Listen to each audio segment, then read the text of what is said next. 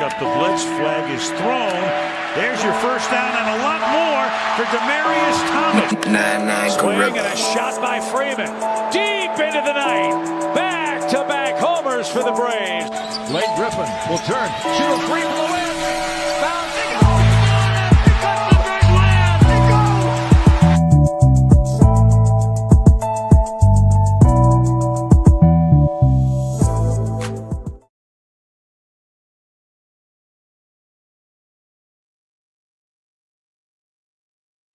Good evening, good evening, good evening. It's Tuesday. You know what that means. It's time for number one sports podcast in the world. It's time for Sports for You. Live on YouTube. I'm John. Mark's on the way. He'll be remote tonight, so it'll be Nick Freeze. Our man Cody's on vacation, so salute to him. Safe travels to you wherever you're at, my brother. And we're live on your TV screens, on your laptops, on your desktops, on YouTube and X. So hit that subscribe button for Sports for You podcast on YouTube. Like us on Facebook, X, Instagram, and TikTok at Sports for You Podcast. Of course, follow me at John Watson 0984 on X and Instagram. At and TikTok. Follow Mark at Instagram. Hi, I'm Mark. Hi, I'm Mark1 on X. Follow Nick on X, Instagram, and TikTok at 99 Gorilla. Excuse me. Oh boy, lots to talk about tonight. What up, Sam? Congratulations, Sam. Our boy Sam. I don't know if y'all following him on social media. Our boy Sam he's a married man now. So congratulations, Sam. Saw that post. Congratulations to you and Mrs. C. So you and the new Mrs. C. So congratulations to y'all, and I hope and many more and many blessings to y'all. What up, Trunks? What up, Trunks? Good to see you, brother. All right. Yeah, so we got a lot to talk about tonight. Specifically more on the world of the football side. Obviously, 48 hours removed from Championship Sunday. So yeah, it's yes, he's a married man now. God is great. I'm glad for you, brother. I'm so happy for you. I'm very happy for you, my brother. Good dude, man. Many blessings to you and the missus going forward. Excuse me. So We're gonna talk on NBA. We're gonna talk some NFL. Maybe just go ahead and start the NBA because I mean it's only right. I'm watching right now. The Sixers are having their way with the Milwaukee Bucks, and obviously we'll talk about Giannis. Yeah, he cashed it in. It's all good, Sam. We all do that one day. Shout out to Miss Anita. Shout out to Miss Anita. So shout out to you, Sister Anita. Oh, speaking of, I gotta make a speaking of Anita. I need to call check on my first lady and my pastor, make sure they got back safe.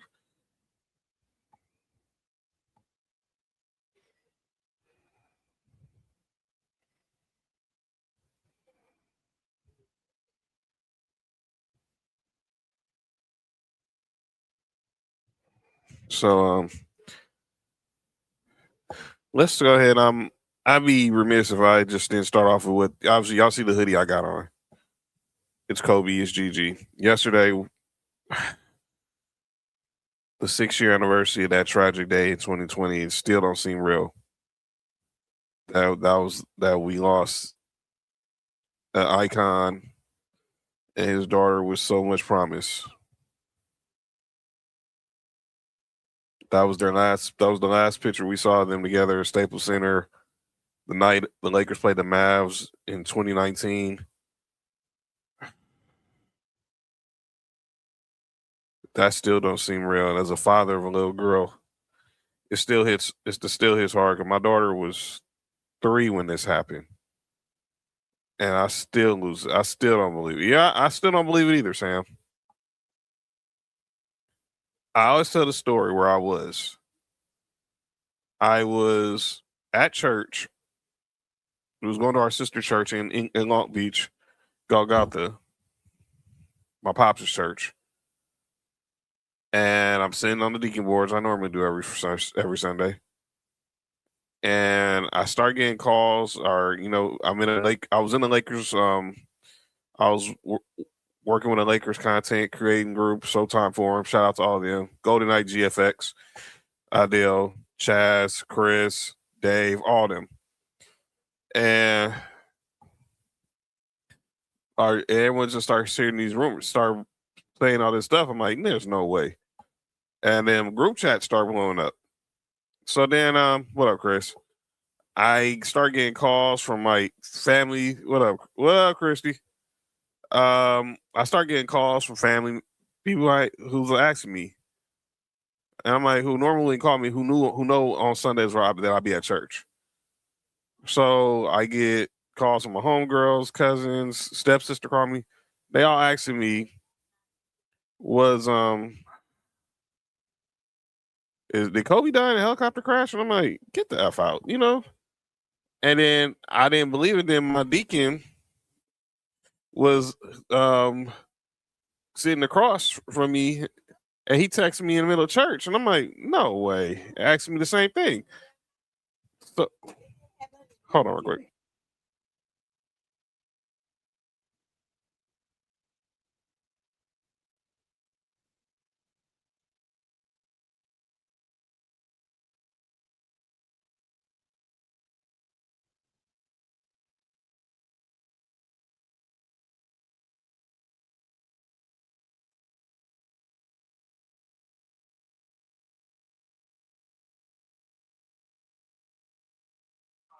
All right, we're back. Mark, huh? Who's in there? Mark and Nico, they be in remote. Those y'all know, Mark been under the weather lately. Speak of his name. You say his name, he shall appear. What up, though? Yo, what up with it, dog? No, how you feeling, man? First off, how you feeling, bro? A lot better than I did Friday. I hear. Felt like sick. I feel you, man. I got the a little bit this weekend too. I got the coughs too, so I don't know what's going on in the city, man. But you popped in at the right time. So I'm talking about, obviously yesterday was the 6-year anniversary of the unfortunate passing of Kobe and Gigi. And let's not also, I always do this every year when we talk about this. We don't forget about the other individuals who was on the helicopter with them: Kobe, Gigi, the Annabelle family, Christina Mauser, the Chesters, the pilot, R. Zuban. I still talk about this 6 years later, it still don't seem real. I was telling how where I was in church and I got the word and I didn't believe it till I heard it from the pulpit. And then when I get in the car on my way back to the crib, it's all over the radio. And then they broke into it locally, and I'm hearing people like O'Shea Jackson Jr. and Ramona Shelburne breaking down in tears, and I'm like, you got to be kidding me! This ain't real. You remember where you was at when this happened? As a matter of fact, I'm looking at the picture that I took that same day. I took Bash to the snow in Wrightwood, and I want to say as we was pulling in, somebody said it, but it wasn't confirmed. And then throughout the whole little snow lodge, it was all on the TV. Once it was confirmed, everything up there just stopped. Like nobody was skiing, nobody was doing nothing up there. Everybody was just like all in the lodge looking at the TV. Yeah, the whole world stopped. I remember I passed by my barber's house. He was standing outside just in shock. I mean, and now it's like crazy that it's been 6 years since this happened. I always like to show this off. Because I wear the rings, but I always bring this up because I got this. It was a gift I got from Uncle Jug for my birthday that year, and it was obviously the rings. It was obviously a replica set of Kobe's rings. So that's where the whole 5 time comes from, because all these rings Kobe had, it was his 5 rings, and then the 6th one represent obviously his 20 years in the league. But man, it's still hard to believe this has been 6 years, but his memory lives on. Gigi's memory lives on, and we keep those families in prayer throughout this difficult time every year. Let's switch to another NBA story, then we go get into football, because I know we got a lot to talk about on this football side. Hey, John, before, I don't know if you did this and I'm late. What's up? My bad. What's up? But did you send the congratulations out to Sam? Yes. And by the way, the missus is in the chat too. She said the missus is in the chat too. She's watching. So shout out to Sam. Yeah, Sam's an honest man now. So shout out to him. Yeah, he's watching. Everyone's sending love to Sam. Mark will be back in a second. But yeah, again, congratulations, Sam. Yeah. It sunk in literally when I got home and I saw it all over my TV. So I actually am wearing a t-shirt with this image. I'll show you. Give me 1 second. Mark's gonna join us. Or Mark is back. The t-shirt I got on actually has that image right there. So, but yeah, RP Kobe, GG, and all the others. We lost on that day. All right. Let's get into some more uplifting. Well, it's not uplifting NBA talk, but that's more serious side. And we're about a week away from the trade deadline. So program note, this is our only show of the week because it's Friday. I'll be on assignment at the House of Glory Wrestling Show in downtown LA. So this is our only show this week, but we got a lot to talk about on this trade deadline stuff. And the name everybody's focusing on, I'm looking at the Bucks and the Sixers game right now. The Sixers just took them to the house. Everybody's keeping an eye on Giannis, but Giannis he strained his calf. He strained his calf. Mm-hmm. So he's going to be on the shelf for 4 to 6 weeks. Mm-hmm. I personally think he might have, I'm just being hypothetical. I would not be shocked if Giannis Antetokounmpo probably played his last game as a Milwaukee Buck. I agree with that. It's over. I agree with that. It's over. It's time. Now, I don't know who's going to be in the market for him. Now, obviously, I know everyone brings up the obvious suspects, the Lakers, the Warriors. Obviously, the Knicks were one of the teams. That was the only team that we heard that he really wanted to go to. But I heard a team today. I think I heard it on First Take. I think Brian Windhorst mentioned, do not be shocked if the Houston Rockets get in this mix. And they offer Alperen a package centered around Alperen Şengün for Giannis. Ooh. That wouldn't be a bad trade, honestly. If you put Giannis with KD and the Thompson twin, and then no, I don't think they're getting Fred VanVleet back this season, but he's going to try his hardest to get back sometime before the playoffs, but I doubt it. But you get Giannis, who will be on an expiring deal next year. I think if he doesn't get traded by next week, he's not playing another game this season, and I don't think because the Bucks are in the tank, and I don't think they control their draft pick either this year, so they're pretty screwed. I also heard, I don't know how things get thrown around, but him going to San Antonio to pair up with Wemby. Now you see, if they do that, that whole core that's around him is pretty much gone. So you have to trade Dylan Harper, Stephon Castle, all those guys pretty much for Giannis, or either you try to see if you can center the package around De'Aaron Fox. I would do De'Aaron Fox and maybe one of the guards, throw some picks at him. At this point, dog, the pickings is slim enough from what Milwaukee will get. I think if they'd have did this trade in the offseason, they probably would have got more. Maybe even last year they would have got more. But at this point, dog, is you got to take probably the best deal available. Which you still, even if he was to get like a De'Aaron Fox in a Castle and some picks, that's you're getting a good haul for him. But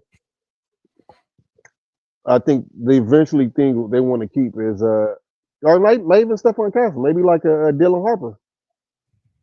You get a young and up and coming player, throwing with them. Right. I can see that. Yeah, I think we just keep an eye on that. Obviously, I'm gonna be looking at what the Lakers try to do. I don't think they really as much we can do as far as trade wise. And look, I don't know what wings are really out there, but look, you'll probably start hearing names as we get closer to the deadline, because to me, the NBA trade deadline always feels like Groundhog's Day to me. It's a lot of talk and then nothing really happens. So, but we'll see. We'll see, because y'all getting Austin Reeves back, so that's like y'all getting a player. Yeah, it is, but I guarantee there's still more. I know there's something else out there we can find out there, because we need a lot more than Austin Reeves on the wing, because our defense is still not the best. I probably so, Trunks. I doubt it too. So we'll see. Did you hear about the Anthony Davis? Supposedly, Dallas is finalizing the deal. Where to? Only play where to though. I know. I want to say it was a 3-team trade with Dallas, the Warriors, and Chicago, with Jimmy Butler involved in it. So I don't know. I didn't see everybody who was involved in it. Well, I could see Jimmy Butler now being on the shelf. Mm-hmm. Anything's possible. They want to get off that contract.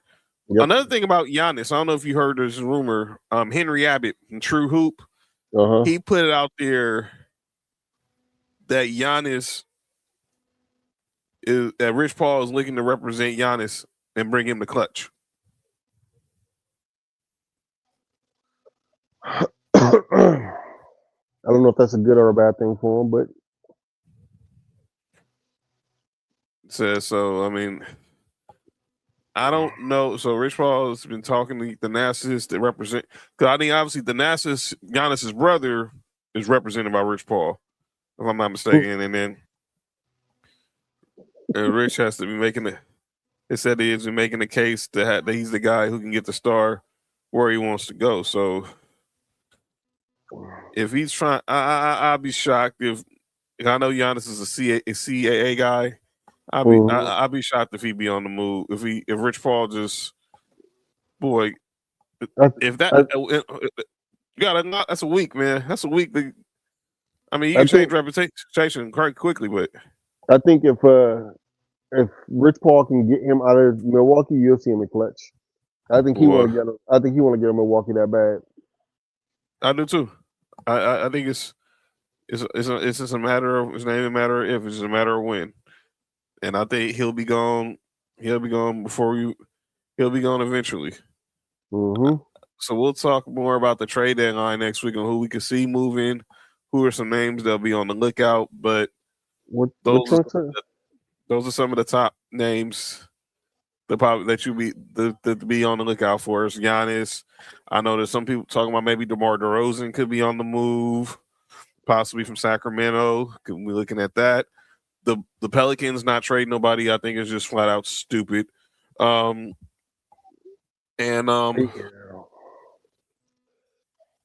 What about Malik? What about Malik Monk? He could be on the move, but I wouldn't want Malik Monk because he don't play no deep. I liked him when he was with the Lakers, but he just don't play no defense. Certified bucket though, certified bucket. But man, he uses a lot. He uses a lot on the defensive end for sure. I got some other people I'm gonna send you after the show. I'm gonna ask you about. All right. Trunk said, "You think LeBron makes an announcement tomorrow in Cleveland?" No. Yeah. You want from on the scale, or you want air from? Yeah, or yeah. Okay. All right. So I don't think he's making any announcement. Me personally, LeBron gonna be one of them dudes. I think he gonna just look. I still believe he wants to do a retirement tour. But it wouldn't shock me if he pulls like the reverse Michael Jordan, where Michael Jordan had "I'm back," where he just says "I'm gone." Yeah. It wouldn't shock me, but I think he's gonna. I think if he does it, maybe it might be at All-Star Weekend. Since All-Star Weekend is here in 2 weeks, but I don't see, or 3 weeks, I should say. But I don't see him making a move to announce his retirement. He's in his final game back in the land tomorrow.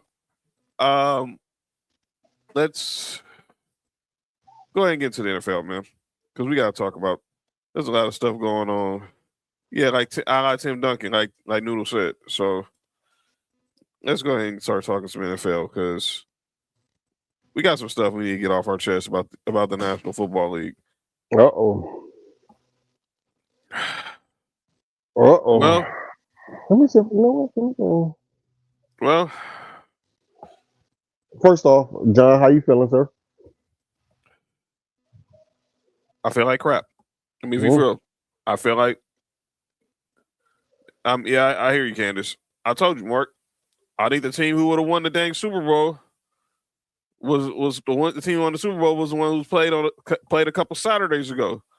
I represent the AFC, but no, our quarterback has to go get hurt because he has a pre-existing ankle injury, and I don't know how the heck that happened. I have a couple of ideas that they're not talking about, but yeah, yes, Noodle, you take the points. You take the points. 100% you take the points, especially with that, especially when you knew what weather like was coming, and you got backup quarterback. Take the points. Take the point. I don't even understand why this is even a discussion. You always take the points. Take the but points. No. Coaches get too cute. This is, but it makes zero sense. But we now know. But let's go ahead and start. Let's start the NFC first because I need to breathe first. The NFC is going to was a good game, NFC Championship game between the Seahawks and the Rams. But yeah, he got Mark fired him for you, Candace. Golly, you can't be that stupid. Wow. From who? Oh. Yeah, I know you're not gonna use it.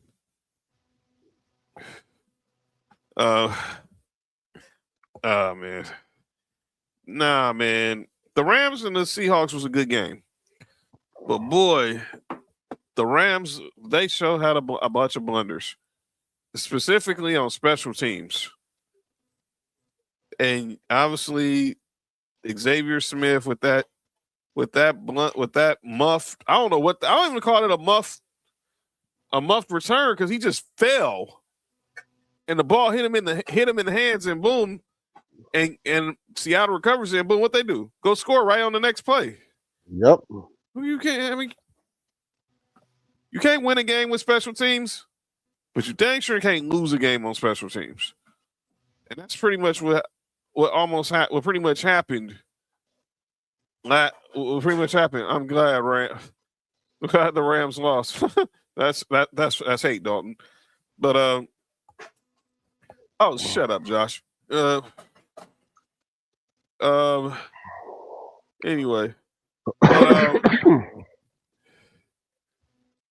but yeah, that was a good game. And Sam Darnold, look, not only did he become the first. What up, JoJo? You became the first quarterback in that 2018 class to get to the Super Bowl. He became the first USC quarterback to ever play in the Super Bowl. Did not see all the quarterbacks who went there. He's the first. What up, JoJo? Trent said this is really on McVay. Yeah, McVay. Yeah, he had a lot of blunders too. Clock management. The still going like we were talking about earlier. Still going for it on fourth down. When Matthew Stafford was 0 for on third down, that play after obviously he got the scramble, he got the 1 yard, and then they just went pass. I didn't understand it, but I get why you're a Rams hater, Dalton. You still mad at that PI? I understand it. Yeah, I understand. Roy Dalton is a Saints fan, so I understand. Here comes Josh. Let's go Patriots. Never in life. That total blunder, and Matthew Stafford. Look, he did everything. He did everything right, except for get stuff done on third down. And by the way, I got a lot to say about all this Matthew Stafford hate that's just out of nowhere. But we'll say that for calling out names. What went wrong in that game? Like you said, I think the third down. As a team, the third down was the problem. I didn't like that when it was 27-31. I didn't like them not going for the field goal. Right. I always hate that. You take them points. But I mean, you put it in your quarterback's hand and Matthew Stafford. I get it, but I still would have took them points because when you get the ball back, you only down one. You can get the field goal to win. It changes how you approach the thing. Yeah. Yeah, and the defense. That I don't know what happened to the secondary from some of the times when I seen them earlier this year. They didn't look that bad. Against Seattle, they looked atrocious. They looked really bad. So Sam said it. Their cornerbacks were trash. There's no Jalen Ramsey's and Marcus Peters walking through that door like they had years ago. They had guys like Emmanuel Forbes and obviously Kobe Durant on the squad, and they'll tell you their secondary was suspect. Yeah, they front four off the chain. Jared Verse, Kobe Turner, Braden Fisk, those guys, dope. But everything after that is suspect. And special teams, oh my God. It was the first time I think McVay had ever fired a coordinator in the middle of the season. Ever. Well, he should have fired that punt returner in the middle of the game. Yeah, well, clearly he got benched because they went straight to Kyron Williams after that. Well, this is where is McVay fault, and when it comes to that, I talk about a special team with Sean McDermott too, but with this special team play is what happened? Is yes, it is. He bobbled one before he lost that one. He shouldn't have came back on the field after he bobbled the first one. You just put in Oxford. You put somebody into the fire. Yeah. But what about let's talk about Seattle. Go ahead. Hey, John, I was saying he shouldn't have came back on the field after he bobbled the first one. So he bobbled one, but he recovered it. Right. After that one, he shouldn't have came back on the field. But if I'm not mistaken, Xavier Smith had these issues all year long. Oh, we'll see. If I'm not, and Sam could tell me, as Candace could say it better because that's their squad. But I think he's had these issues throughout the season. So I understand. So McVay should have been prepared that he was bound to screw up. That he could have been bound to screw up. But man, did he screw up on a level that I didn't even think you can just you fall. Like this was like that time when the Packers played the Seahawks and it hit. Oh, was it Brandon Boykin and it kicked they muffed the onside kick and it went right back to Seattle. Yeah. Sam said they would have the number one seed if it wasn't for their corners and the special teams. Because that was that loss. They lost to Seattle because of their corners and special teams. But let's talk about Seattle. They played a good game, and let me say this. Maybe I can't relate to this, Mark. Maybe that's what it's like having a number one receiver on your team, huh? Oh shit, I ain't had one of those since. I mean, I can't relate. Yeah. Seeing Jackson Smith and Jigba. Ooh, he was out there going crazy. You got a guy named Bobo out there catching. Jake Bobo from UCLA catching. You had no Zach Charbonnet because he's out with a torn ACL, and then so Kenneth Walker pretty much was the bell cow for the whole game. I know they had another running back in there, but he clearly wasn't. He currently was not really in tune with the offense. And then, but yeah, they took advantage a lot because of the Rams secondary, and Jigba's just dope, man. He's dope. That dude's just dope. I wish my team would. I wish my team could find a wide receiver like that. We better do that in the offseason. I'll wait till we get to the Broncos. But Sam Darnold, man, finally got over the hump and is now playing in the big game. All the stuff this dude went through, playing for the Jets, Carolina. Oh, I got you. Oh, hold on, JT. I'm sitting right now. So yeah. So here we go.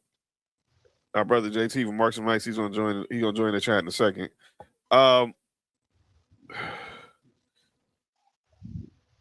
What I was trying to say was Sam Darnold finally is proving that he's finally found himself. Obviously, he's went through everything, and then I still say that year within the 49ers is what finally clicked for him because he was in a stable organization. He got to be around a good head coach like Kyle Shanahan and a good and be in the quarterback room with Brock Purdy and actually sit down and the game and things slowed down for him. He ended up in Minnesota, just thought he was just going to be a backup there, and then JJ McCarthy gets hurt and he gets thrust into the field. And now, yeah, how the Vikings feeling? They should have. I said that they should have just franchised him. Now, if you would have kept him, cool. If not, you got something for him, and just letting him walk for nothing was just bad business. Especially not knowing if JJ McCarthy would be ready physically and mentally to play for you next year. And clearly he wasn't. Both. And joining us now, my man, my brother, Mr. 6'9" himself, the host of the Marks and Mike's podcast, representing the 305 by way of Ohio, LFA himself, Mr. JT in the building. JT, what up, though? Waggle on, my good people. Back on sports for you once again. What's going on, bro? I can't call it man next fall, Mark. What? Man, we talking about the ANC. We're talking about how Sam Darnold finally found himself after all these years. You know, obviously the Jets didn't work. Carolina didn't work. He goes to San Francisco, finally is around a competent coach. Minnesota, we all see what happens there. I think Minnesota made a mistake, not least thinking about keeping him because JJ wasn't ready. And look what happened in Seattle. Now he's playing in the Super Bowl a year later. What you think about the resurrection of Sam Darnold, JT? Man, when I tell you that's a redemption story. You nailed it on the head. From team after team after team, organization after organization, and to finally to be able to get over that hump that all players want to strive to. Everybody want to get a ring. Now he's getting that opportunity to get the ring, and for this to happen in this stage in his career, hats off to him. It's about damn time. Yeah, I'm happy for him. All right, man. Let's get to the AFC. My Broncos against the Patriots in the AFC Championship on Sunday. And, of course, we had no Bo Nix.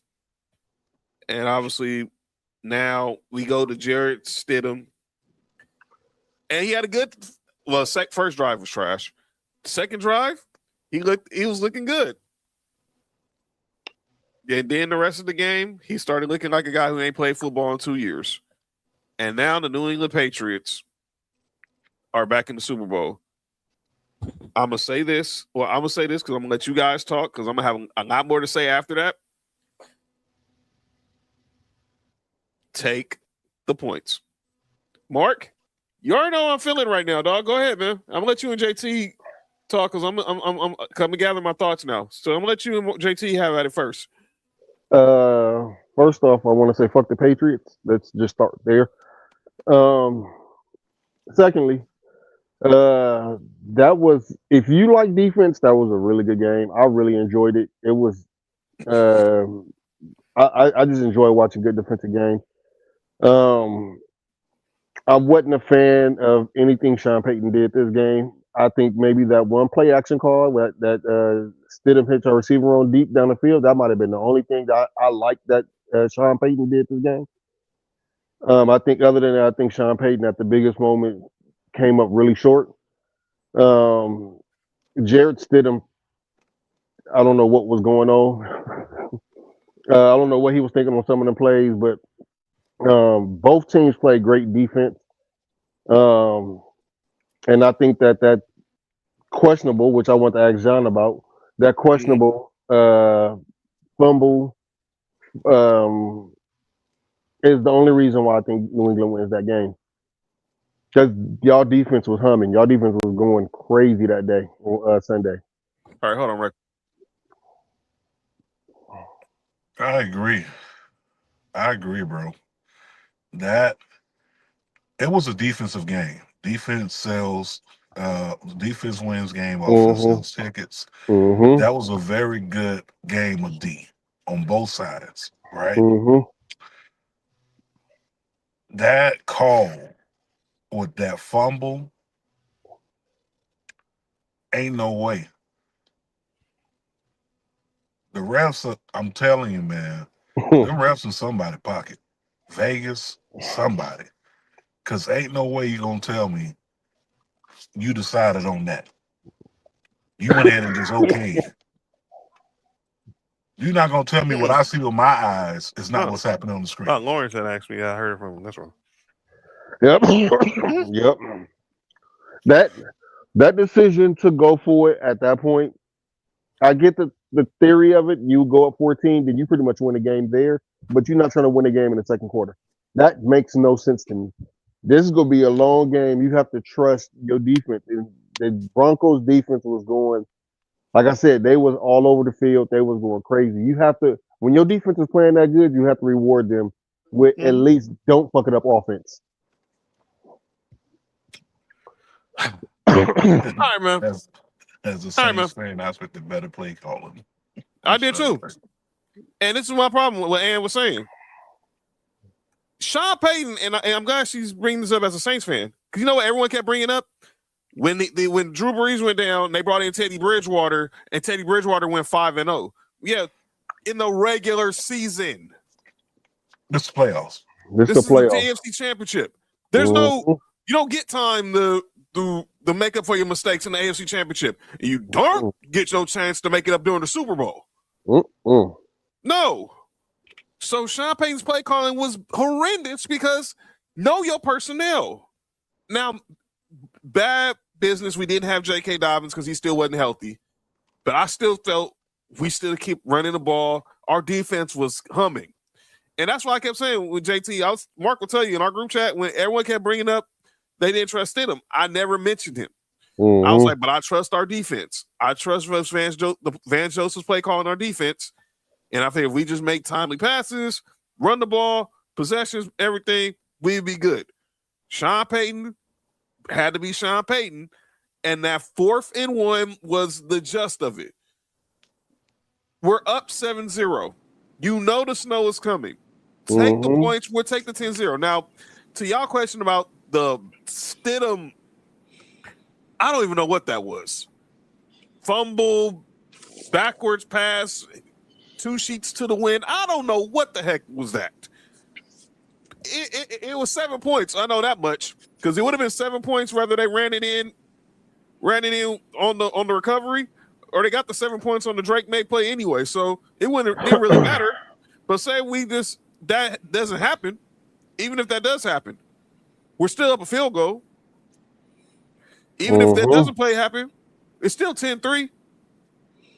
Take the points. And to go back to when we were talking about the NFC game, I hope this is a start for coaches, because we talked about it a lot with teams like Detroit, even with the Bears, all this going for it on 4th down. I hope this puts a nail in the coffin for everyone's thinking it's corny to just take 3 points. But I got a good feeling, Mark and JT. I know it's not. It's not. It's not. People got stuff to prove, man. And I think a lot of that happened with the fans being like, all right, can we at least try to go for it on 4th? Right? That was a discussion for a while. Now that we started doing it, it became like the Wildcat offense. Everybody knew it was coming. Everybody know what you're trying to run on 4th down. So, at this stage in the game, do I think it's going to go away? No. We're going to see more of it next year. And eventually, once these franchises start seeing that that's not working, they're going to get that call from up top. Hey, yep. The 4th down, field goal. Field goal. Yep. We ain't taking no more chances. Field goals are not guaranteed. They're not. I hear you, Trunks, but I still take my chance with where it all depends where you're at. Now, look, Will Lux, that was one of his worst days kicking on, but look at the elements. I'm talking about, but before the snow happened, I knew he would be money. But yeah, field goals are not guaranteed. But I'd rather take my chance with that, knowing with my kicker who's probably like 80%, has an 80% success rate, to a dude who ain't played football in 2 years. Yeah, Lux was a great kicker, and I know he had a bad day, and he had a bad day on Sunday. No, he had a bad day in that snow. That's it. That's it. Say it. Yeah, it's just a bad day in that snow. Yeah, but the standing play was just stupid, and that's where I got to go to Sean Payton again. Be in his ear to tell him if it's not there, throw it away. Hey John, I do think that he was trying to throw it away. I just think that as he was doing it, the defender hit the ball and hit his hand, which made it result in the way it did. That's why I was asking if you think it was a forward pass or that just got hit backwards, or you think it was a backward pass? To me, it looked like a fumble. So it looked like a fumble to me personally. So I thought off the first instant, I thought it was a fumble. So I was like, when I looked at it, I thought it was a fumble. But join in the conversation, the third of the trio, the one and only Nick Freeze in the building. By the way, that is a diabolical name. That is what it do? Hey, that is diabolical. What? Yo, I don't know what y'all talking about. It says. I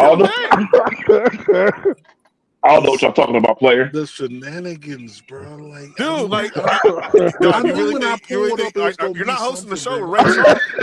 You know you're not hosting the show with the visually impaired, right? Oh, my bad, y'all. All right, Nick. JT, what up, fam?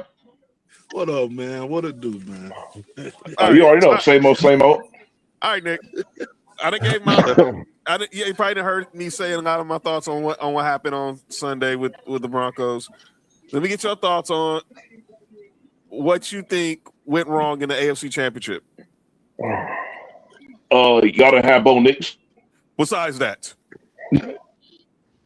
I'm gonna leave Bo out of this because.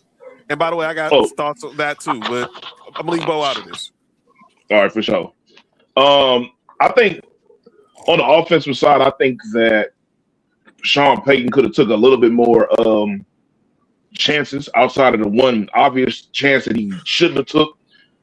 I don't get why these offensive coordinators refuse to kick field goals and trust their defense, especially when you have a defense as good as yours, Sean. Like, there's probably only one other defense in the league that's better than y'all's, and they already got eliminated. Yeah. Or some people argue the team that we was playing was just like the team we were playing. Their defense was just that good too. But you were talking about the Texans. Go ahead. But I don't like that. I think these offensive guys. I say it all the time. I say this every single week. These guys be out coaching themselves. You put your team in a whole different predicament when you go ahead and kick that field goal, and then just going about the game. Trust your defense. As a defensive player, whenever we make a stop, no matter what the hell the reason behind the stop, that fires us up. A missed field goal fires the defense right on up. Yep. A missed field goal can hurt the offense. And especially when you look at it in the long run, y'all losing, it's a whole different game if that field goal is kicked. It's 10-10, and we going into overtime if we have that field goal. Yes, most definitely. It still doesn't guarantee we win, but it gives us another chance to reset. I mean, John, I'll be honest with you. Y'all could have had a chance to win because not like that. They weren't really doing nothing on the offensive side of the ball at all. They didn't do nothing. Matter of fact, y'all pretty much helped them out with that damn touchdown. You feel what I'm saying? So it's like I think if they went to overtime, y'all probably would have won. I'm gonna keep it real. So it's little things. It's little things like that, man. You can't outcoach yourself. That's the number one thing.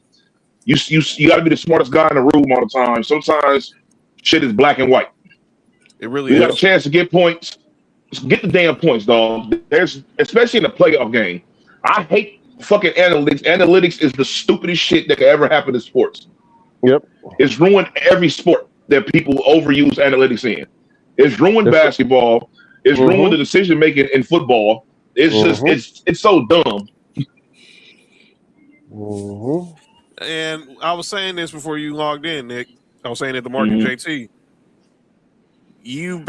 I'm hoping, and JT kind of said it. He kind of said it too. That we will find that this would be the death of coaches being scared to just take the points. But like JT said, we still gonna have it next year because coaches gonna feel like they gotta be the smartest dudes in the room, like you just said, and they gonna listen to the analytics instead of just going by the eyeball test, going by what the feel of the game is, man. Analytics is taking away what football or what sports really is, man. And anybody who's probably played you can understand. You can see why analytics is hated so much. And to go what you're saying, next year it's gonna be teams who actually get those fourth downs that's gonna make it look like it's worth going for it. When it's not like it shouldn't be like that in most cases. Exactly. You're absolutely right. That's just stupid. It's stupid. What up, Nico? Let's go ahead and let's head over to 1, 2, 3 Cancun, but we're gonna head to Cancun, but from the Patriots' point of view, I really am not impressed. Let me say this. I love Vrabel. I think it was worst kept secret that he was going to be the head coach. But, man, if that offense does not show up in 2 weeks in the Bay Area, it's going to get ugly. They're going to need something. And, look, luckily, God, the weather should be good on Super Bowl Sunday. Man, don't get me started with that. But if they do not, if the Seattle's defense answers the bell first, and they can't respond to that, they're in trouble. Because I guarantee you, McDonald's going to have that defense ready to go, and they're going to be. And if they got the leverage they need, it's all system goes for that offense. Oh no, I'll be at the house. I'll be somewhere watching the game locally. I won't be in Frisco. Nah. Now next year when the Super Bowl is here, I'll be partaking in some of the activities when the Super Bowl is here in LA next year. I was about to say you got money if you go on to the Super Bowl. Yeah, I'll go to all the NFL experience stuff at the convention center. Take the kid, take the child there and let her run around and get her flag football on and everything. By the way, the Super Bowl next year in LA at SoFi falls on Valentine's Day. How did that happen? But okay. Boy, it's gonna be some high price dates that day, boy. So 60,000, yeah. So they definitely gonna be a high price when they get in Frisco. It all depends on who performing next year if I go anywhere.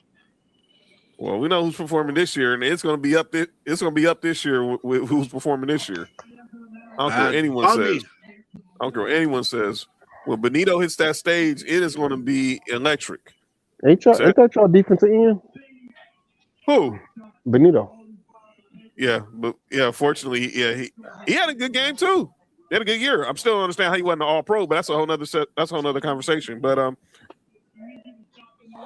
let's go to the what we call 1, 2, 3 Cancun. So what? We'll go to Cancun. And we'll talk about the two teams that got eliminated, and that's the Rams. Hey, Mark, chill out, fam. This dude, you see, even on the IR, Mark got to bring the shenanigans. But yeah, so the Rams. This is what their offseason looks like. They got $59 million in cap space. 11 picks, which include the Falcons' first-round pick, I might add. They were a hell of a player with that pick, too. They got Rob Havenstein's probably his time with the Rams is probably finally ending. He's probably the longest tenured Ram. Like by the last Ram that was left from when they came over from St. Louis. Cam Curl, Tyler Higbee, his time is probably up.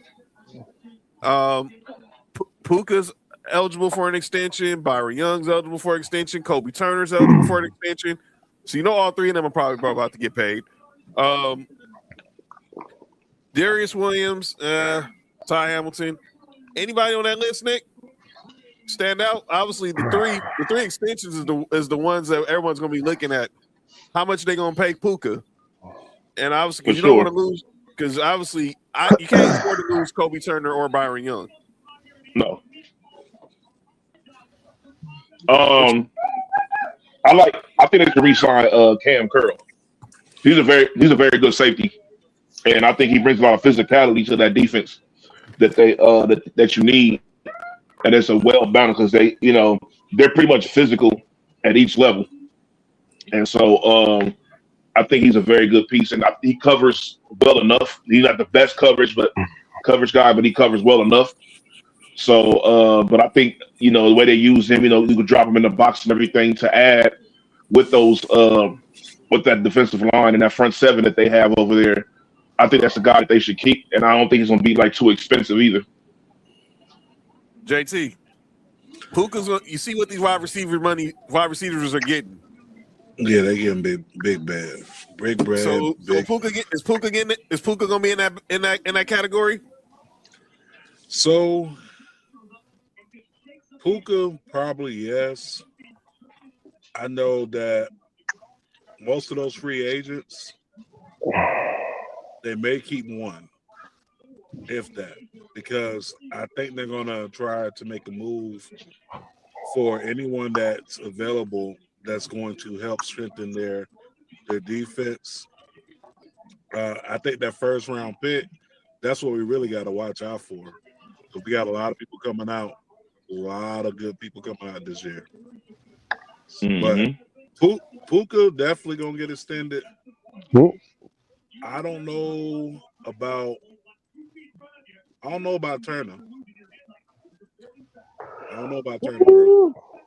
Boy, Kobe Turner. You need both of them. You need Young and Turner, but somebody gonna have to bite the bullet. They're not bringing everybody. That is a fact. Back.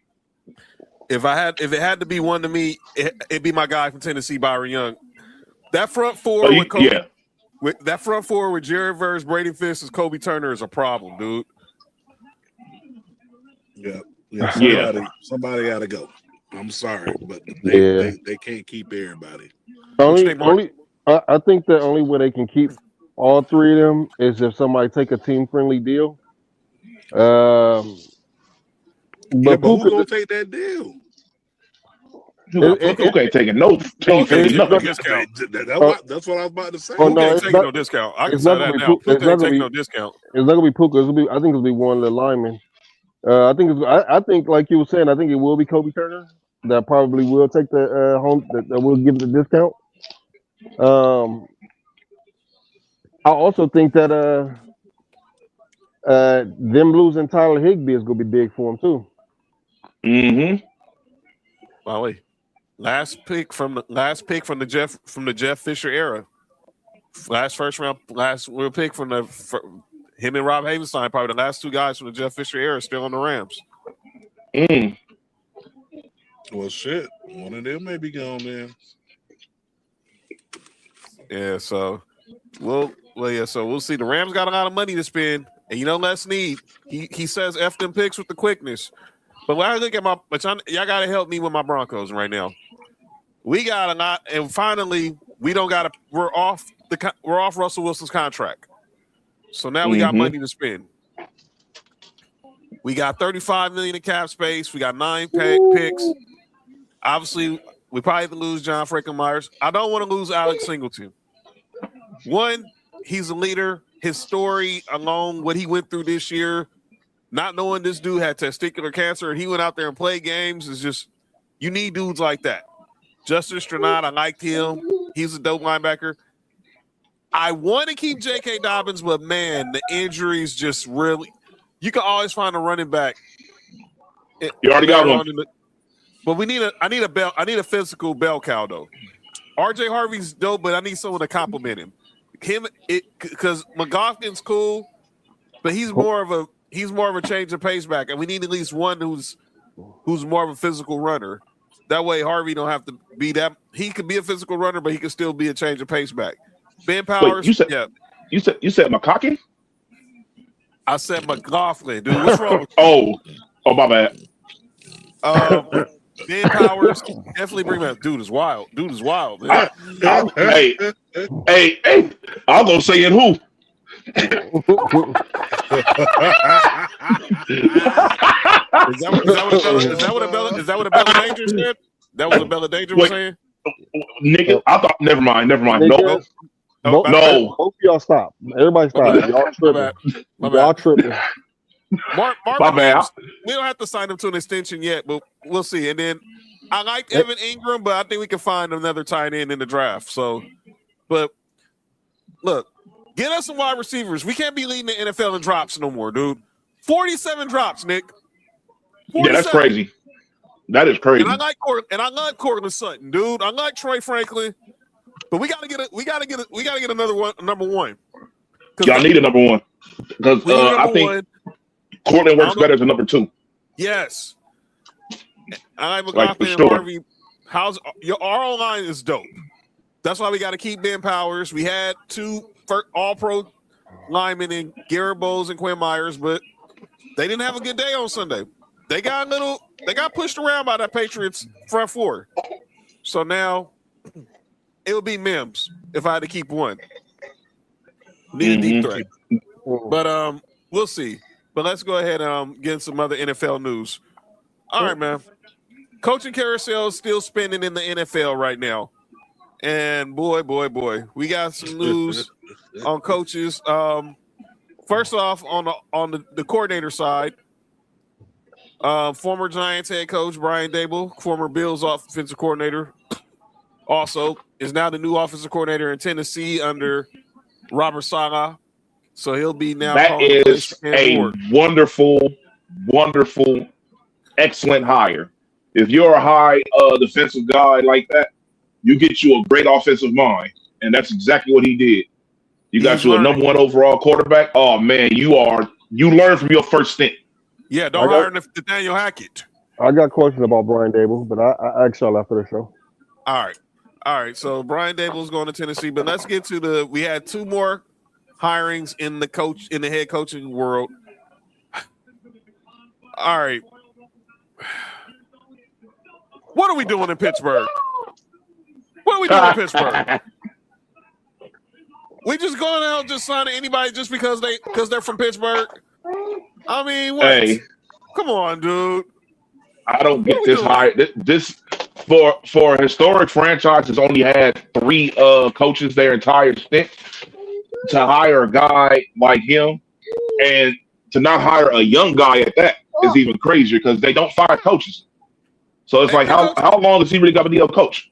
Every coach they hired was in their mid-30s. Chuck Noll was in his mid-30s. Bill Cowher was 35. Mike Tomlin was 35. Mike McCarthy is 62. Yeah, bro, that's not gonna work. He's not coaching until he's 80, bro. Come on, man. That's I don't know what the hell's going on. He's out there in 2 years. Hey, Mark. Yep. Somebody said Pittsburgh hiring Mike McCarthy is like shitting your pants, but changing your shirt instead. Ew. My Lord. And said, who would y'all want them to hire? Anybody but Mike McCarthy. They could have hired Brian Flores. They could have hired Brian Dable. They could have hired. There's plenty of coaches out. Anybody, they could have all the candidates out there. The Kubiak brothers, all those guys who are out there right now. Mike McDaniel, Mike McDaniel, Ryan Anthony Clark. Weaver. Hey, chill out, Yeah, man. right. Nigga, get the fuck out of here. Don't start that. Right. Get the fuck out of here. Even Ryan Clark was like, nigga, please. What's next? We gonna say Cam Newton? No. But this they could have had. No, Chris Shula's not ready. Don Shula? Chris Shula. Oh, The Rams defensive coordinator. Hey, come on, fam. Don't say that. Don't do that. Nah. Well for it. Might as well shit. Well, heck, Joey Porter, coach. Hire Joey Porter. Go get Joey Porter Senior. He can coach. He can go coach his dad. He can coach his son, just like everybody wants in the other AFC North team to do. uh-oh. Don't do that. Yeah. I'm a soccer hater. When you get to that, I want to speak on that one. All right. Okay. Then we can go there right now because I know Mark got a lot to say about the Bills, what the Bills did today. So let's go there. So let's talk about possibly the Browns consider hiring Dion as their head coach. Wait, what? Is this serious? I thought it was a joke, but people are actually having the conversation. Now the Browns have not had the conversation. They talked to Nate Shearhouse from the Rams. They talked to Jim Schwartz. They talked to Mike McDaniel. They've talked to legitimate candidates, but the social media circles are out there trying to put this out there that the Browns should reach out to Dion. Why? That's my question. What the hell has Dion done in college to make you even think he deserves a head coaching job in the NFL? Besides his name being Deion Sanders. Jackson State. That's about it. Is Dion healthy enough? He didn't do nothing at Jackson State. He couldn't even win the big game over there, while having a top quarterback and a future Heisman winner. He couldn't win the big game over there at the SWAC. He won the conference, but the 2 years they got to the Independence Bowl, he lost. That's the only because he got problem. out-coached. JT, what you want to say about this, man? So, don't nobody want to come here. That's what it boiled down to. Nobody want to come to Cleveland. I say why not hire Dion, right? It's Cleveland. No one is expecting us to go to the Super Bowl. No one is expecting us to make it out the first round of the playoffs. But hiring a Deion Sanders, what does that do for your team financially? It brings a lot of money into the market. Cleveland is getting a new stadium next year in Brook Park. What better attraction to have than a young Shador and a Deion Sanders right there at that stadium? I can see it happening. And the reason why it would happen is for money. Because we know that those two names alone will draw businesses. People are going to come out to the games just because it's Deion coaching. You know what I'm saying? Now, does he have the accolades to be a head coach in the NFL? Probably not. But we have seen McDaniel from the Dolphins, who didn't head coach. He was a coordinator. He drew up plays like, you know, he wasn't out there head coach, and he wasn't a lone tier defensive coach, nothing like that. I mean, you look at, if you switch to basketball, you look at Eric Spoelstra. Eric Spoelstra was a person that just collected film. So if Deion has the right set of people around him, meaning the right offensive coordinator, the right defensive coordinator, the right special teams, the right people in the office, can it be something that can be legit? I think it can. But once again, he hasn't done nothing to get him there. His name will get him there. But Cleveland right now, so far, no one has bit the bullet to go ahead and come back. But McDaniel canceled his second interview. He said, "I'm good." Yeah, he's out here with us now. He's out here in our city now. That's what I'm saying. So why not go get Deion? Shit. I mean, what do you have to lose at this point? Because you haven't had a winning season. So what do you have to lose? I'm not mad at that. Business wise, it makes sense, especially if you know you're not gonna win right now. When you bring it into a new stadium, you have to bring it in with a bang. I'm not mad at that. Now, X and O's, does it help Cleveland? Absolutely not.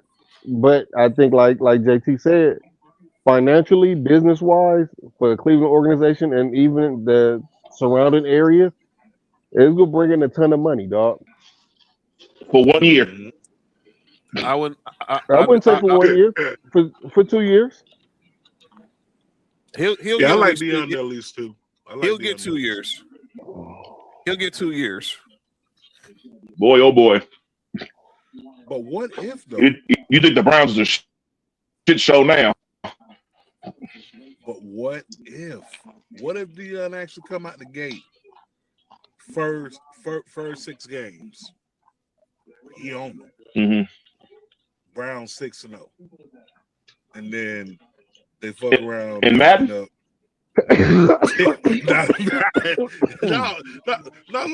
They're serious. Let's think about it. What if Deion goes 6-0, loses 3 consecutives, wins another one? Okay, so now you 7-3. Lose 2, win 2. So now you 12-5. I think it's possible, bro. I don't see them going to the Super Bowl, but I think the way this thing is written, like the script, as people say, if you're looking at storyline wise, because every sport has a storyline now, what better storyline is it than Deion coming to coach his son at the highest level of football and leading him to a playoff run? I can see that's a hell of a Madden story. I can see Jimmy Haslam. I can see Jimmy Haslam pulling some stuff like that. I really can. Because look, they're still paying Deshaun Watson. So that's why they can't get a coach. You just named it. Everything that we just said right there over the past 5 minutes has shown why nobody wants to look over there. Nobody wants to deal with the Deshaun Watson situation. Nobody wants to deal with the Shador Sanders situation. They don't want to deal with the shitty management. They don't want to deal with the goddamn the fans. There is too much that says I don't want to be up over here. Y'all just fired a 2-time coach of the year. What the hell gonna do with me? Oh yeah, I went off on that. I went off on that on Friday, Nick. That was part of my calling out names to all these Falcons fans who are upset over the Falcons hiring Kevin Stefanski. I get it. They dumb as hell. Nope, I don't. No, I get why they want a black coach. I understand all that crap. But let's not. But y'all, you do not use Shedeur Sanders as a crutch to defend y'all Glazing and Dion. Come on, man. Fam.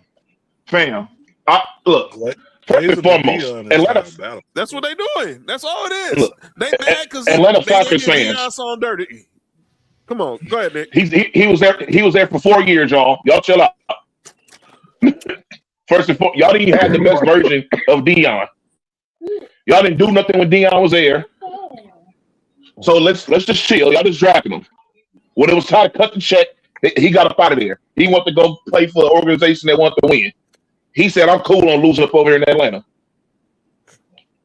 Everybody just loves the Dion personality and everything. I understand that. I'm a big fan of Dion too when it comes to that football field. There ain't too many better than him. Right. And his position, there's nobody better than him. You feel what I'm saying? But we're talking about a whole different division of football right now. And for people to just be like, "Oh, ignore the fact." Let's just be real.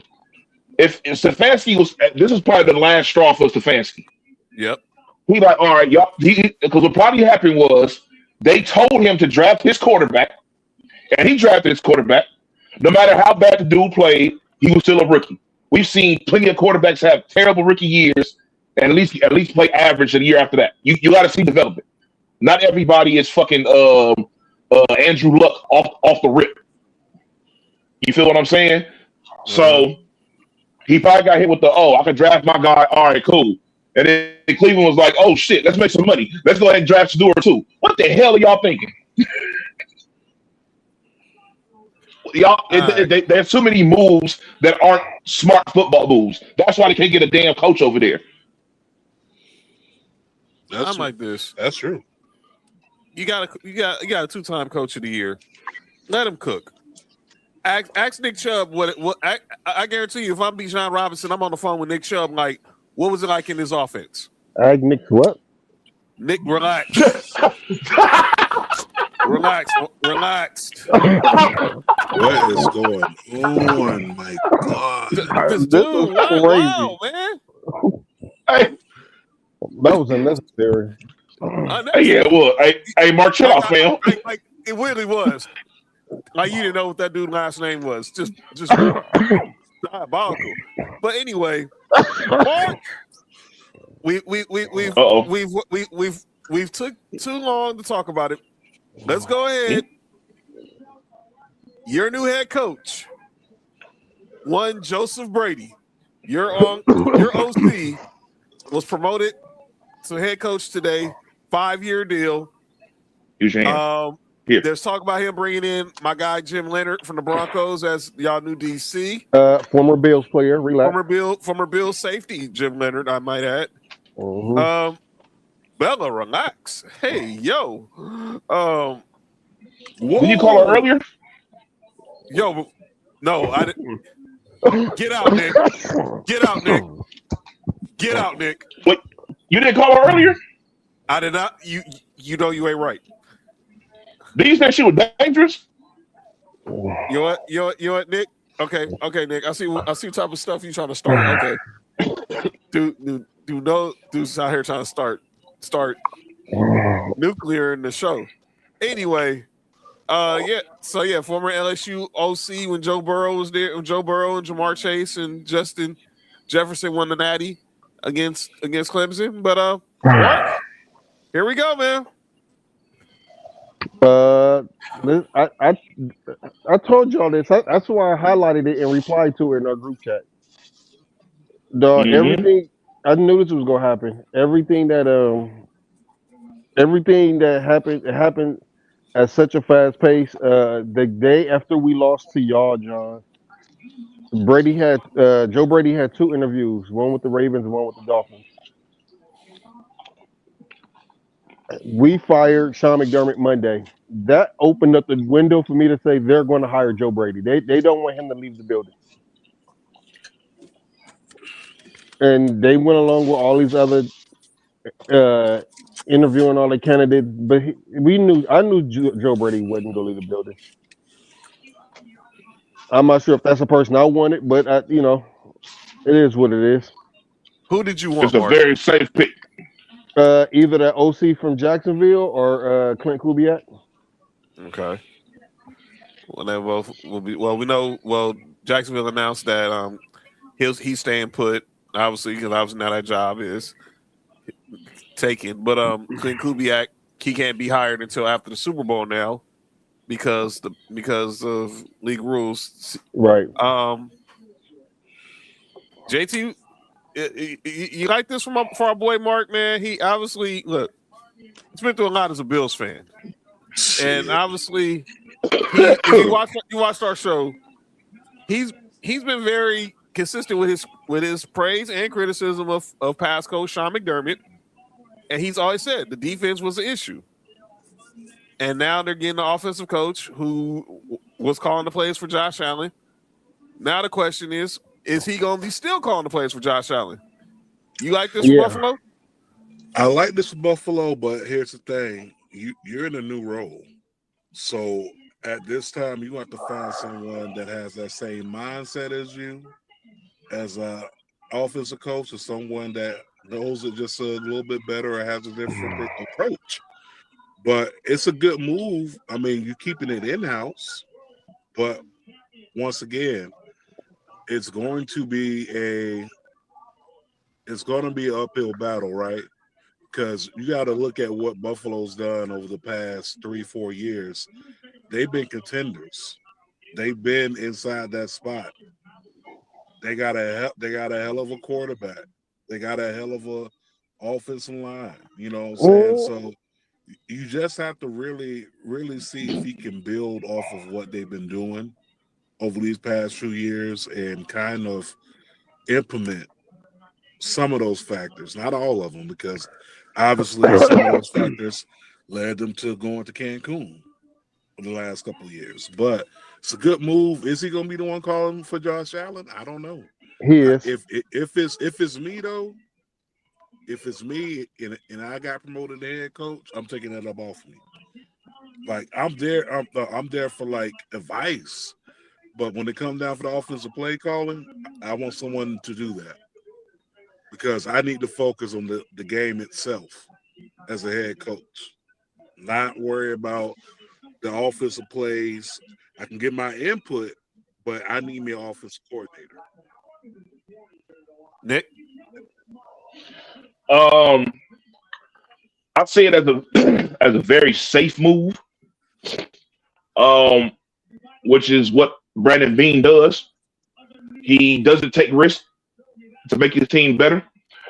Not saying this is a bad hire, but it just seems safe. He's already there. He's familiar with the organization already. He's familiar with Josh Allen, which would be something that can help.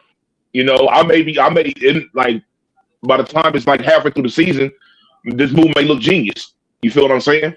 But I think that maybe they should have got. I think that me personally, I probably would have went with like a more of a offensive, like quote unquote mastermind type of guy. You feel what I'm saying? To fully utilize, like in my example, like for example, if I was the Bills, I for sure would have had McDaniel as my coach. I'm sorry. The offensive mind that he has, the way the plays that he has, if you insert Josh Allen into that and he'll be a guy that's gonna be like, nah, we need a receiver. Because in my offense, we need guys that can catch, not what's going on right now. Not these bunch of wide receiver 2 guys. And he might be the guy that might have. What happened? Will, we gotta let you slide. I know Will about to say JT look like Ahmed Johnson right now. Apologize for what? Because I'm a black man inside of a federation. Come on, Will. Hey, Ahmed Johnson, really? Hey, JT a fool for that. Hey, JT funny. JT gonna say? I mean, listen. Usually I get Mark Henry, but I'll take all man. Ahmed Johnson ain't got no. Ahmed Johnson is bald as the American Eagle. Paul. Huh? Okay. But he would have either been the guy to be like, look, the unlock Keon Coleman, or he'll been the guy to be like, look, y'all, we gotta get us a receiver over here for Josh Allen. Like he needs a wide receiver one, right? Or because in this offense right here, we're gonna be slinging the rock. We're gonna run the ball and we're gonna sling the rock. But I'm not right now. Like I said, the Joe Brady signing is a safe signing. Like I said, the familiarity it's already there, so it's not really too much of a transition. I'm just interested in seeing who's going to be defensive coordinator because Jim Schwartz is still available. It sounds like it's going to be Jim Leonard, one of our defensive coaches, one of our defensive coaches who played with the Bills, obviously. So it sounds like he's going to be joining Buffalo, returning to Buffalo. He played there. He was a safety there, so he'll be there. Probably be the defensive coordinator. He was the Broncos defensive passing coordinator. Yeah, he's our defensive pass game coordinator. So he's a good guy. So and he knows Buffalo. So obviously, we know Jim Schwartz did interview for the Browns job. So, and there's still other. We'll see where this goes. I mean, it's now this is what Brandon Beane wanted. You got your hire. Like Nick says, a safe hire because you just kept it in house. But now you and Joe Brady are going to be connected the same way Les Snead is connected to Sean McVay, the same way Kyle Shanahan is connected to John Lynch.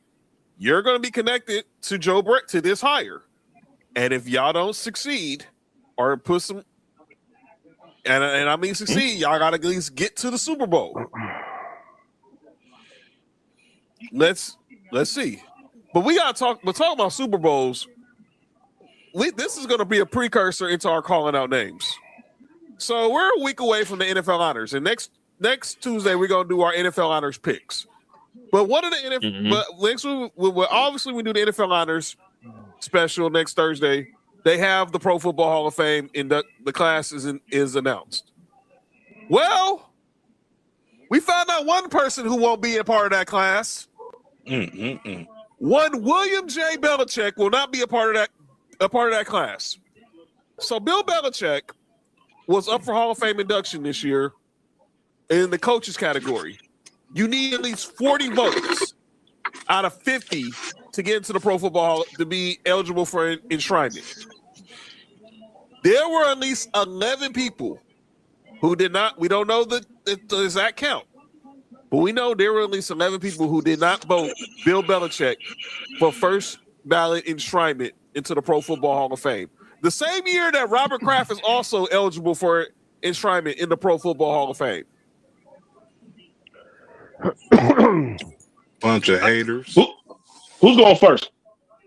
I'm going first. No, I'm going first. Let me lead this. Go ahead, John.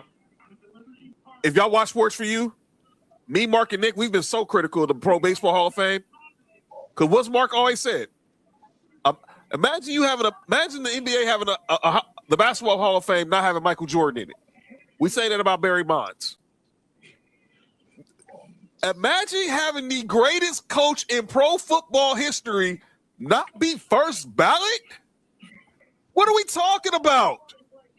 And don't give me this crap that it was about Spygate, Deflategate. He was a jerk to the media. Oh, well, Parcells didn't get in first ballot, so we can't put Bill in first ballot. I don't want to hear none of that. Time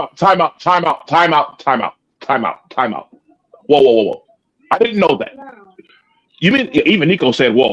You mean to tell me that Bill Parcells was not first ballot? No, he was second year. He got in on the second ballot. Hey, fam, look. Look, okay. You can say something about Bill Parcells. All right, cool.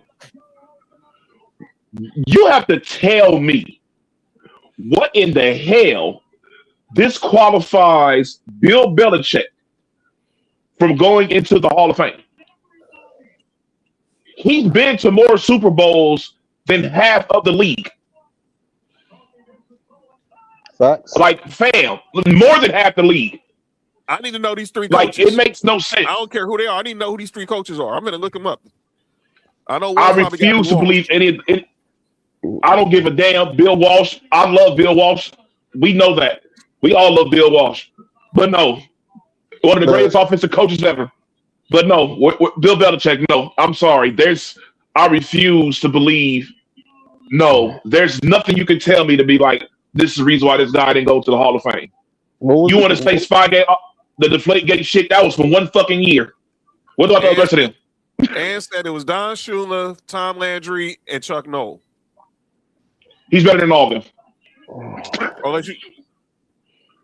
They all should have been in the Hall of Fame already, but he's better than all of them. You talking about Don Shula Dolphins? Yeah, Don Shula went in first ballot. Okay, so obviously we know the reason why he didn't get first ballot. It's because he was probably beating a lot of their team's ass over that time that he was coaching. And it's a lot of hating going on. It's a lot of hating going on because if you look at the man record, yes, we could talk about the Spygate, the Deflategate. We can talk about both of those. Both of those are going to be a part of his legacy, whether we like it or he likes it or not. By the way, George Hollis, Lombardi also were first ballot with Landry Noel and Don Shula. Go ahead, JT. I'm about to say Lombardi had to be first ballot. Yeah. But no matter what we look at, the numbers don't lie. He done been to the Super Bowl my whole entire teenage to adult life. I'll be 40 this year. He's been in every Super Bowl since I was 14. Think about that. Since I was 14, he has been in the Super Bowl during those years. Every year did not fail. He was at the Super Bowl at least either every year or every other year. Sorry, it was not a long gap of not seeing the Patriots inside the Super Bowl. It got to the point when I was tired of seeing them at the Super Bowl.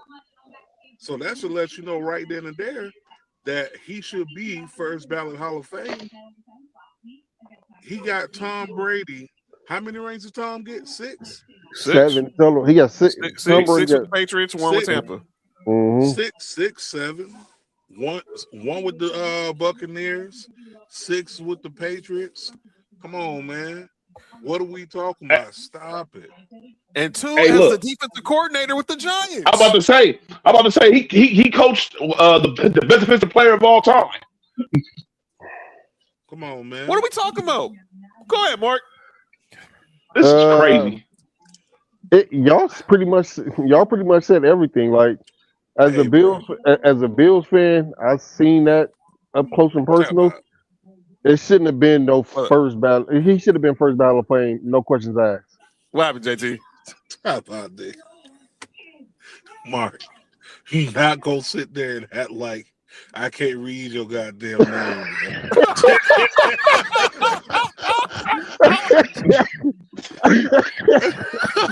I'm like, I thought mine was bad. Nah. Man got girth, wind, and fire. I don't know what to do with this dude sometimes, man. This dude be wild, man. Got Nick Kerr and a girth, wind, and fire, man. These dudes is wild. This dude, wow. But yeah, man, look. Don't tell me Bill Belichick ain't no first ballot Hall of Famer just because y'all upset. Yeah, because y'all upset. I mean, what are we talking about here? What are we talking about? So, like, y'all gonna tell me? So and that's gonna lead into my calling out names. So y'all gonna do the same thing to Tom Brady when he gets up for induction? Hell yeah, they gonna do it to Tom Brady. But they like Tom Brady too much. How many players is Belichick already got in the Hall of Fame? He got Richard Seymour in the Hall of Fame. He got Ty Law in the Hall of Fame. He's going to get Brady in the Hall of Fame. He's going to have Gronk in the Come on, what are we talking about? Aaron Hernandez. Yeah, he literally has. Not chill out, fam. Not that Hall of Fame, Mark. Is it Vince Wilfork in the Hall of Fame too? He's eligible. Yes, he's going to the Hall. He's going to be in the Hall of Fame eventually. He's going to get there too. That's what I'm saying. Like, this man whole offensive line gonna be in the Hall of Fame. Stop it. Wes Welker gonna be inside the Hall of Fame. Stop it. Dog. One of Bill Belichick's best linebackers is a coach that's about to be in the Super Bowl. Make it sense. Make it make sense. Come on, the dude man. coached Lawrence Taylor. All I gotta say is the dude coached Lawrence Taylor. When he was hard. And there's been no player ever better than he's ever coached. Yo, what the heck was that? That was crazy. That was hate, Mark. Hey, man. He ain't lying though. He ain't lying. That was the. Nah, he's not. He's not. Yeah, the truth sound like hate sometimes. LT was doing a lot in them days. Yeah, but let's get to calling out names. Them days. But I don't know who won. Nah, that LT was wild, boy. but LT was wild, but nothing was wild in the White House.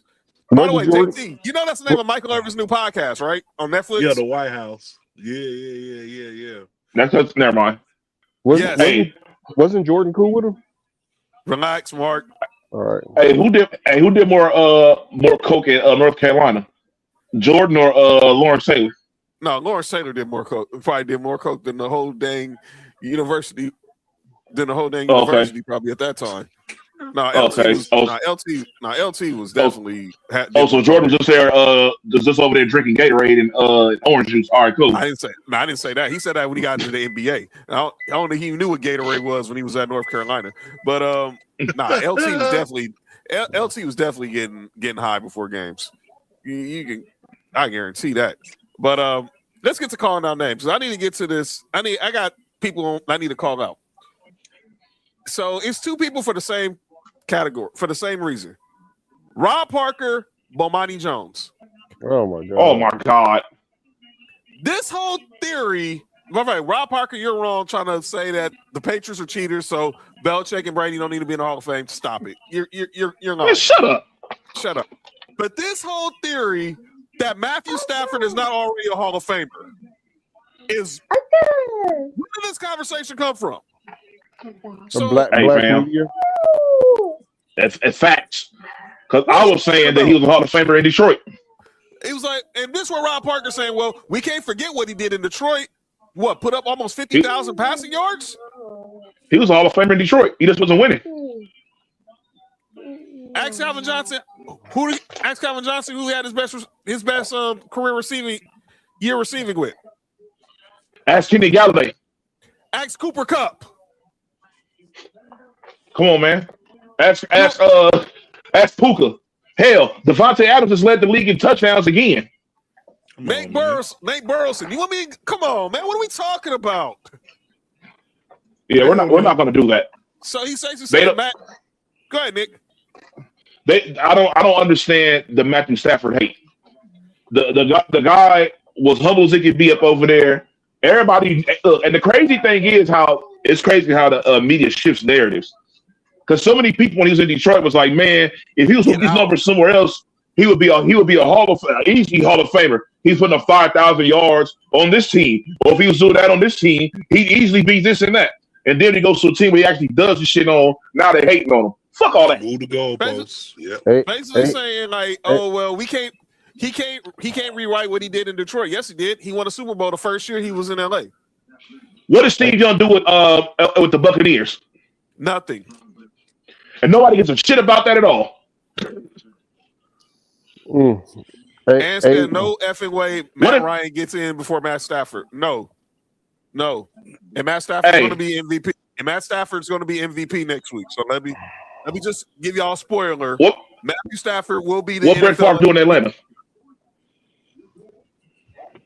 Matthew Stafford would have had Julio Jones and Michael Turner. What you just say, Nick? What? Nigga.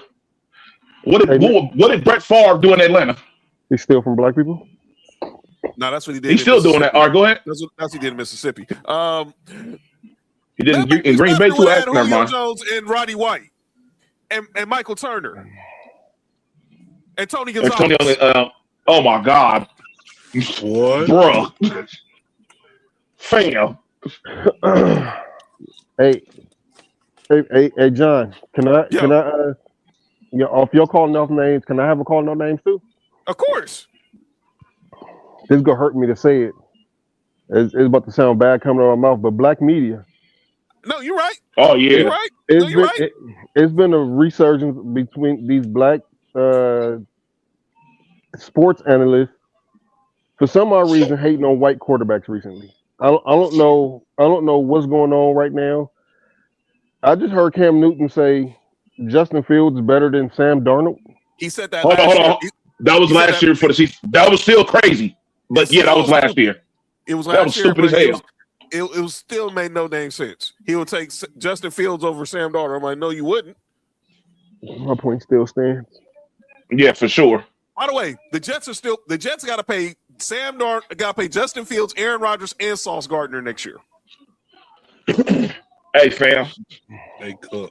Hey, look, I'm piggybacking off of Mark. I agree with the black media shit 100% because the hate that Sam Darnold has gotten over the past 48 hours is absolutely crazy. First USC quarterback to go to the Super Bowl. And look, and this is coming from people. We clowned the shit out of Sam Darnold. Sure did. We all have. But the fact of the matter is this: I said it when the playoffs started. I said that narrative that they keep trying to keep on Sam Darnold, they need to get rid of it. Yep. I'm sorry. At the end of the day, dog, it looked like it was just the Jets. It was. That's what it's looking like. It's just the Jets, dog. The Jets are terrible, and they bring terrible to everybody. And the Panthers. Yeah, well, that's something different. Look, fam, Sam Darnold right now, over the past 2 years, is looking exactly like the Sam Darnold that he was predicted to be when he got drafted. Mark thought this was y'all playing. This was Sam Darnold versus Penn State in the Rose Bowl the way he was playing Sunday. Hey, dog, I've been a big advocate of saying that Sam Darnold was the best quarterback we had since Matt Leinart, and we let him down. Like for sure, he was crazy, and people forget he was crazy at USC. He carried us in a lot of games. Our defense, our defense was trash now. Oh my God. Oh man. Basura. But yeah, it was terrible during that time. Oh man. But yeah, dog, this no negative thing they try to keep on Sam Darnold. If his name was Samuel, it'd be a whole different story. Sammy. Hey, if his name was no, that's close to Sammy Zayn. We ain't doing that. I said Sammy. I was on Sammy Davis, but yeah, you're right. Yeah, that's too close to Sammy Zayn, dog. We're not doing that right now. Yeah, Sammy Davis Arnold. yeah, it's that's what I'm saying. They're both redheads. You're right, Nick. Yeah, that's what I'm saying, dog. Like, I don't. This is crazy. So go ahead, Mark. Oh no, that was it. It's just I don't know what's going on, but it's a lot of hate going on towards some of these quarterbacks, man. I don't get it. Well, I think because everybody wants to. Well, because now it's the. I saw you had an interaction with somebody on Twitter on Sunday when he was talking about Josh Allen and Lamar Jackson. We all know where this is stemming from. We all know where this stems from. This is the Lamar Jackson, Josh Allen debate right now. That's all where this is stemming from. Oh my God! Please don't let me. Nope. And ain't now one of them in the Super Bowl right now, so I'm not even debating. That's what I'm saying. Yeah. Damn Ravens fan. But yeah, you're right. All right, JT. Anybody you want to call out? Yeah, I want to call out. I definitely want to call out the Browns, the organization as a whole, for not knowing what the hell they want to do, not having a real direction, not hiring a head coach yet, moving the stadium to Brook Park and making a big empty hole downtown. So now downtown got to get new business. Definitely want to call the Browns organization for that. And I want to call out my Dolphins. Oh boy. Uh-oh. Yeah, my Dolphins. Listen, it was so many different people you could have went ahead and hired for this head coach position, right? Y'all could have threw the bag to Tom. They could have. They could have threw the bag to anybody. But this is what we end up with. I think my Dolphins are going to end up in the same position they ended up last year. And a matter of fact, I don't even think they make the wild card. I'm just going to keep it a buck. So those they hired Jeff Hafley, who was the defensive coordinator of the Packers, because your new GM, John Scott Sullivan, was the director of pro scouting. Yep. So he just pretty much was like, you know what, I'm gonna go get somebody from Green Bay. So let's try to make us the Green Bay version of the Dolphins. And we'll see how that works. That's kind of dumb. I didn't understand that hire at all. That's not going to work. I don't see it working. And for that, I already know we're going to end up in the same position, probably worse. We may be worse than the Browns next year because you're bringing a whole new style of football to Miami. Not saying that change is bad, but we talking Green Bay. Green Bay ain't really changed nothing in years, bro. Green Bay was using that same playbook that Brett Favre to goddamn Aaron Rodgers, Justin Love, got it now. Yeah. It's the same damn thing. And you're welcome. I don't see how this hire, just because this your homie. I mean, that's what you're supposed to do, right? You're supposed to put your homie on, right? Mm-hmm. But at the same time, I kind of feel like they could have threw the bag elsewhere. But hell, we settled what we settled at. So the Browns and the Dolphins, count your days. Count your motherfucking days. Nick? I got it kind of falls in with Mark. I got Shady and Acho up on Carlo. Them dudes, like, man. Dudes, man. Hey, John. Every day, I see why they got fired. I do too. Every day, they just show more and more. Because the thing is this, dog. Like the takes that they're making don't even make sense. So instead of you praising Sam Darnold for having a phenomenal game, the best game of his career and the biggest moment of his career, outdueling the guy who's going to end up winning MVP. But instead, you're like, basically, you made it seem like the Rams just gave him that W. Like, they were only doing this. They were playing zone. Well, they've been doing that shit all fucking year, and it got them to the damn championship game. So why would they change anything else up? No, do what you feel what I'm saying? They beat them already with the same defense. That's what I'm saying, bro. Like, so it's like, come on, man. Like, it doesn't make any. The hate for Sam Darnold is crazy. I never would have thought at this point in Sam Darnold's career that I'll have to defend him, because I always thought he was. Well, after with the Jets stint, I just thought bro was done for. Mm-hmm. I'm like, damn. Hey, look, Mark. Another USC quarterback bites the dust. Yep. And now he's the first one to take out to go to the big game. So salute to him. Salute to Sam Darnold. Hey, yeah, shout out. All right. Look, if anybody deserves it, he deserves it.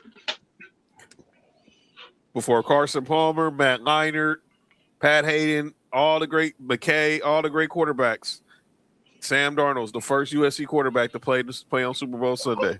Congratulations. That's crazy. Mark Sanchez. Hey, bro, you took the words out of my mouth. I was just about to say Mark. Don't even bring up Mark Sanchez, boy. That was a disappointment. Caleb might be next. And Caleb might be next. If anybody gonna be next, it's gonna be him. And Caleb might be next. But yeah, that's all our names. All right, we're gonna get up out of here. Before we go, we gotta let our brother JT let him know what he got going on and where you can find him at. Go ahead, LFA. I mean, you know, I ain't got much going on.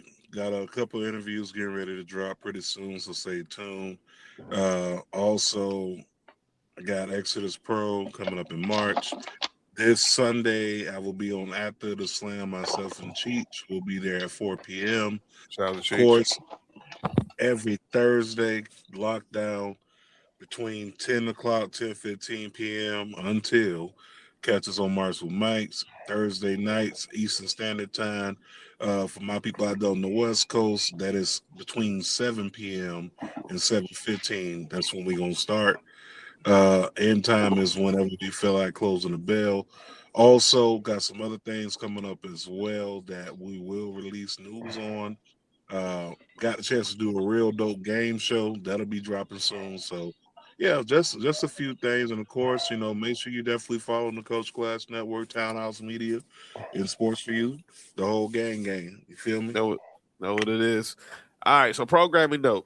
No show this Friday because myself, Trail, we will be at the House of Glory show this Friday night, downtown LA at the Globe. So if you're there, holla at us. We're gonna go there. It's gonna be a dope card gonna be there. Zilla's gonna be in the house. Mustafa Ali's gonna be in the house. Andrade's gonna be in the house. Amazing Red's gonna be in the house. Kurt Angle's actually doing a meet and greet before the show starts. Shotzi Blackheart will be there. Relax, Mark. Glory but hole? you can check me, Trail, And Nessa, JoJo downtown. Something's wrong with both of y'all. You know that? Something's wrong with both of y'all. You know Hey, that? Damn that, John. Damn that. Yeah. Did you Yes.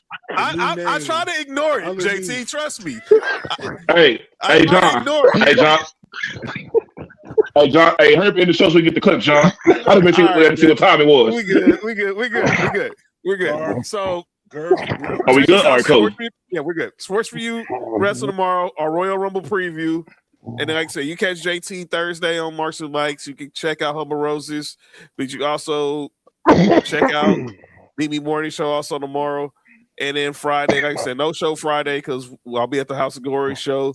But Saturday, Rumble in the LBC. Myself, Trail will be live at Baby Bros in Long Beach for our Royal Rumble watch party. JoJo will be doing the show live from her boat, wherever she's at. And then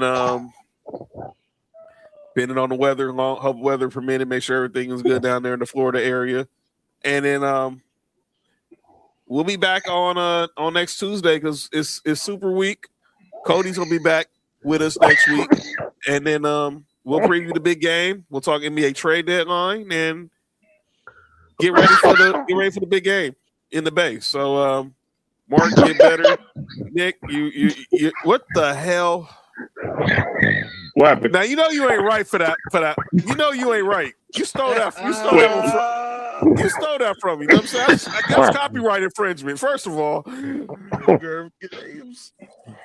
Oh, my bad. Girlfriend of Restless? Listen. Nah, this dude was insane. So now that we're here, my bad, John. So you're going to House of Glory. yes.